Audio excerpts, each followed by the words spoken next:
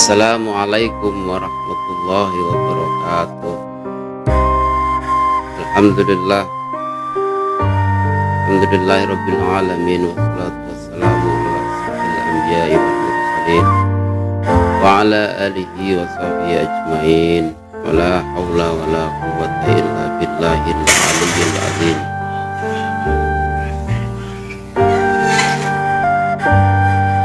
Pemirsa dan saudara-saudara sekalian yang saya hormati,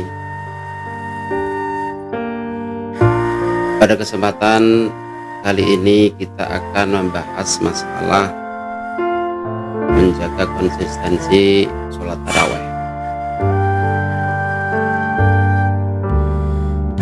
Pembahasan dalam hal ini sebenarnya kita perlu mengukur terlebih dahulu kita selama ini Ramadan yang kita sudah jalani masuk dalam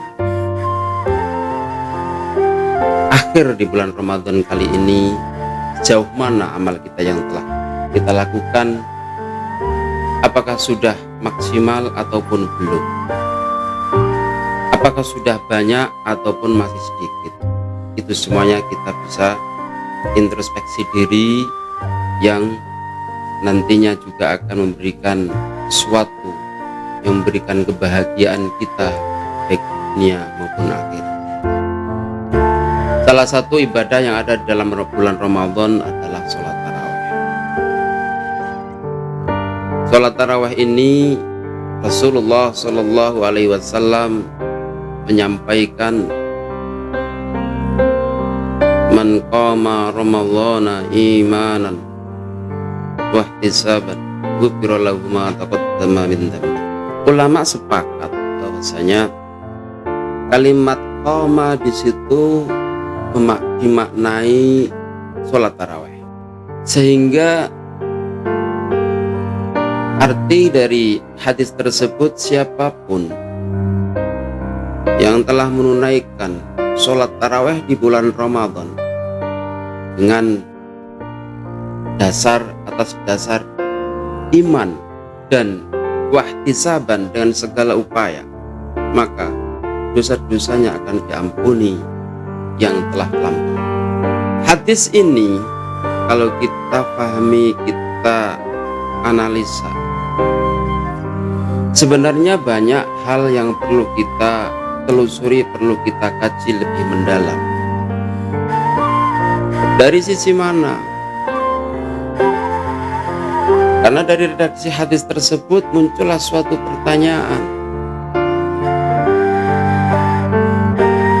Orang yang menjalankan sholat tarawih dan menjaga selama 1 bulan penuh, dosa-dosanya akan diampuni.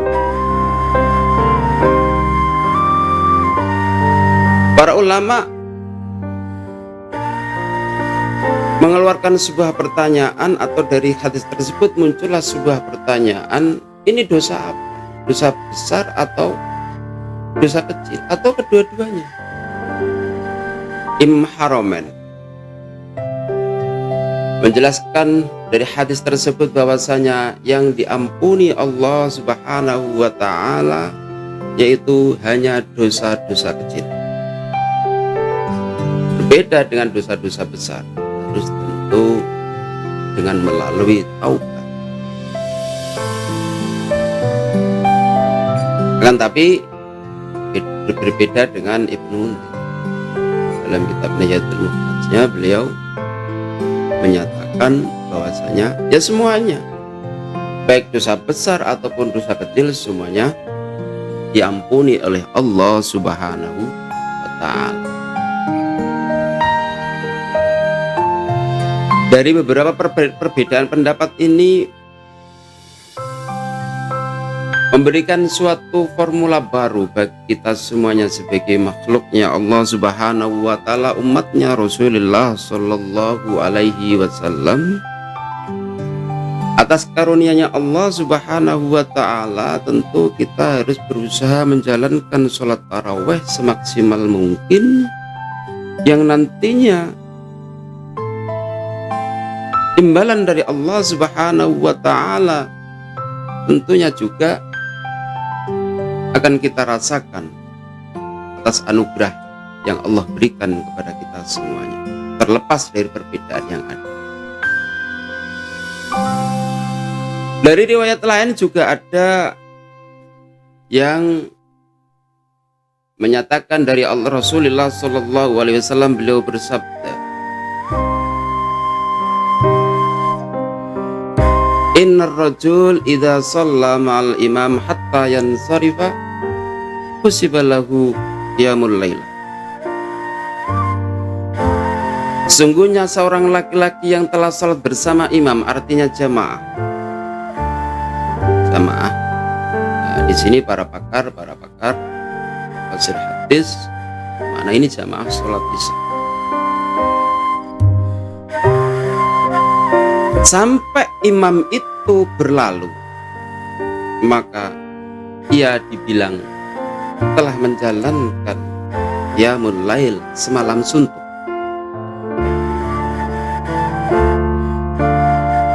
Hadis ini dengan hadis sebelumnya ada korelasi yang sangat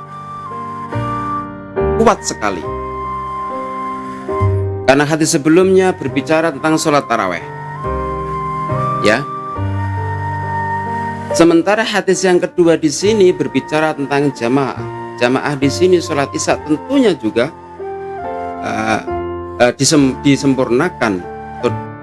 Ada tambahan yaitu sholat taraweh. Lah, ketika ada seorang makmum jamaah bersama imam dan ia mundur atau selesai jamaahnya seraya bersama dengan selesainya imam, maka ia telah dibilang menjalankan sholat qiyamul lail, semalam suntuk.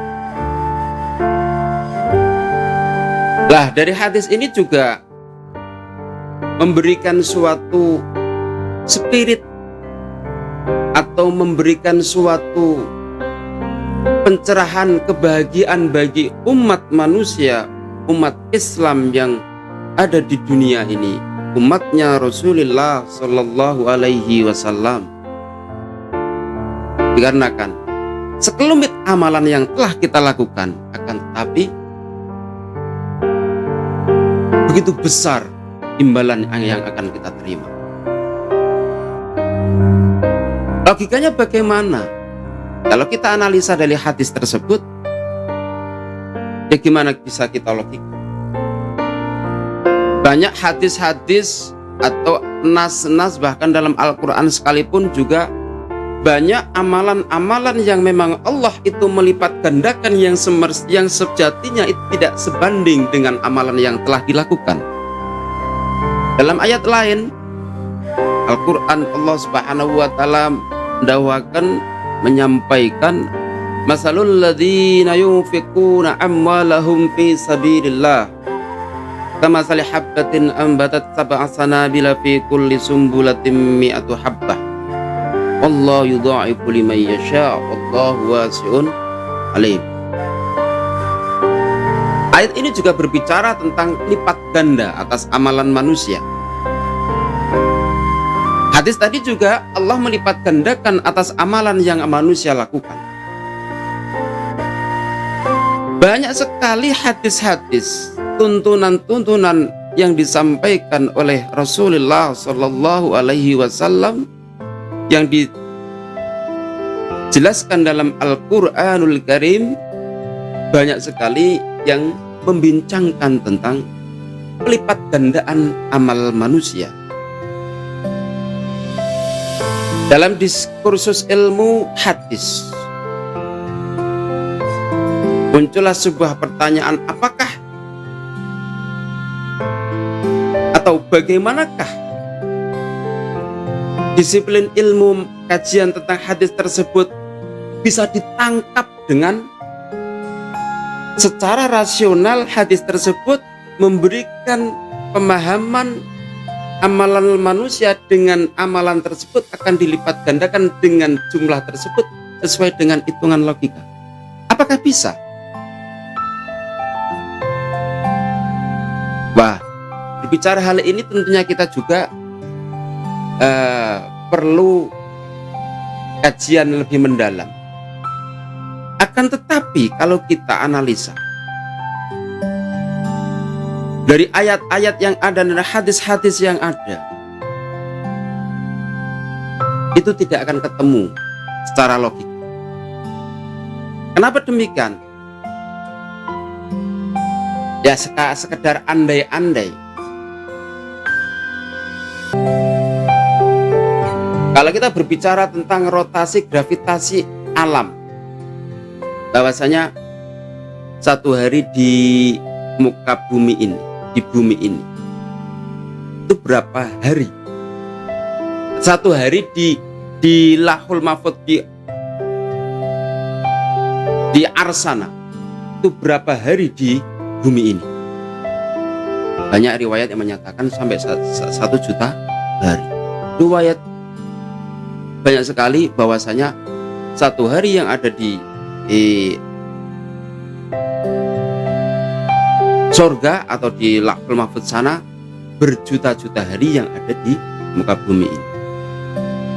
Lah, ini tidak lepas dari yang namanya disiplin ilmu. Andaikan kita mengandai-andai, ini tentunya tidak lepas dari rotasi gravitasi bumi, perputaran antara matahari dengan bumi. Perputaran bumi terhadap matahari, atau planet, perputaran planet kepada matahari. Ya, mengandai-andai mungkin saja memutarnya bumi atau planet ini kepada matahari di kala Ramadan itu sangat cepat. Nah, karena sangat cepat ini juga hitungan qiyamul lail yang dilaksanakan sholat isya jamaah kemudian selesai itu pada sampai selesai itu dianggap sudah menjalankan semalam suntuk. Ini secara logika ilmu gravitasi, ilmu cakrawala ini ya sekedar andai-andai, mungkin di bulan Ramadan ini muternya itu terlalu atau sangat-sangat cepat. Ya mengandai-andai. Ini logika. Sehingga Allah memunculkan dengan memberikan promo, memberikan pahala yang berlipat-lipat dan ganda. Dengan pahala yang ada di bulan Ramadan adalah yang kenal bulan 1000 bulan. Amalan satu dilipat gandakan menjadi 1000.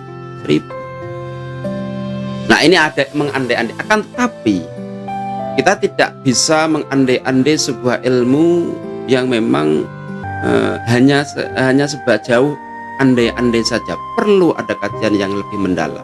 Dan itu tadi yang andai-andai tadi perlu ada kajian yang lebih serius kaitannya dengan orang yang pakar pada astronomi, ilmu astronomi. Kemudian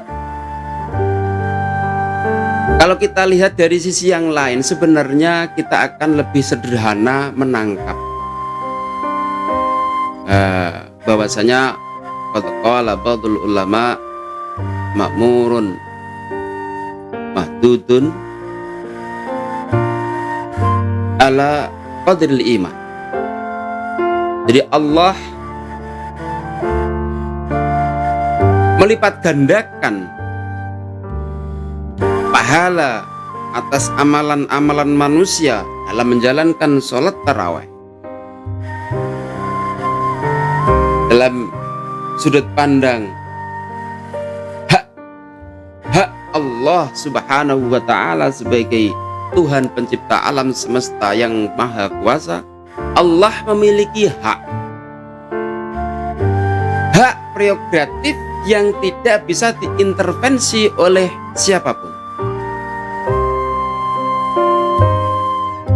Makanya Allah memerintahkan suatu kewajiban kepada hambanya dengan ukuran tertentu, dengan balasan tertentu pula. Sebagaimana seperti sholat. Apa imbalannya sholat? Tidak diketahui. Apa imbalannya puasa? Tidak bisa ketahui.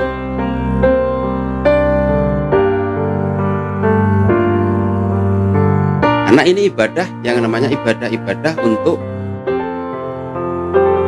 membuktikan keimanan manusia, hambanya kepada sang Rabb-nya, pada Allah Subhanahu wa ta'ala. Kemudian yang kedua ada yang namanya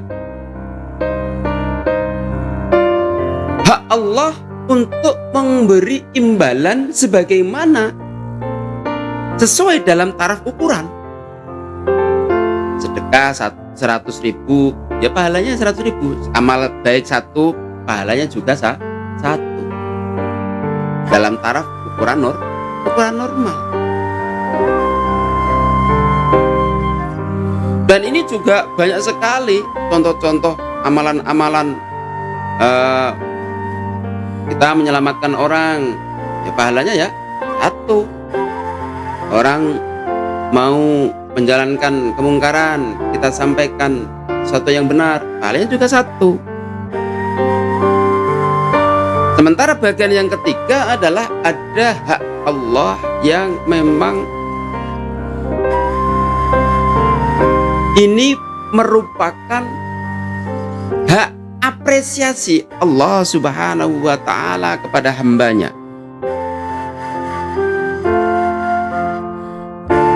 Sederhananya bagaimana? Misalkan ada orang tua merintah kepada anaknya, Jung, tolong pijiti dong kaki ayah, nanti tak kasih, nanti tak beliin sepeda.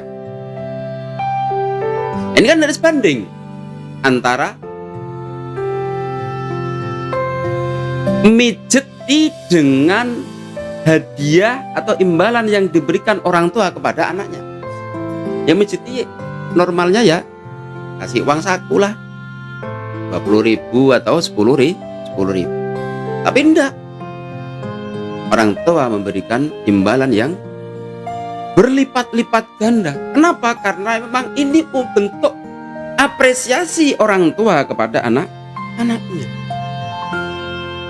Sama halnya ketika kau, hei anak, kalau kau dapat ranking 3 dalam kelasmu, tak buatin kamar khusus atau tak beliin meja untuk belajar yang bagus. Ini kan tidak sebanding. Artinya apa? Banyak perilaku manusia yang memang Allah itu mengapresiasi. Sebagaimana dalam yang ada dalam sholat taraweh. Sholat taraweh ini merupakan dibilang hak apresiasi Allah kepada hambanya dengan melipat gandakan pahala-pahala yang ada pada sholat tarawih. Apa pahalanya? Yaitu ketika tadi man qama ramadhana imanan wa ihtisaban ghufira lahu ma taqaddama min, pahalanya sangat besar. Dan ini bisa contohnya banyak sekali apresiasi Allah kepada hambanya. Nanti setelah Idul Fitri disunahkan puasa 6 hari.